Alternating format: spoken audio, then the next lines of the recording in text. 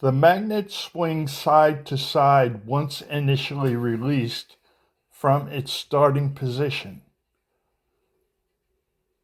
It is a 20 centimeter long by 2 centimeter in diameter N52 neodymium magnet.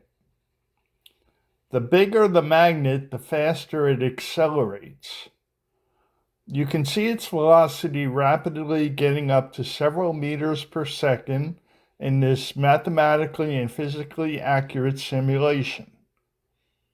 10 meters per second equals 36 kilometers per hour. This is a big deal. Thanks for watching and stay tuned.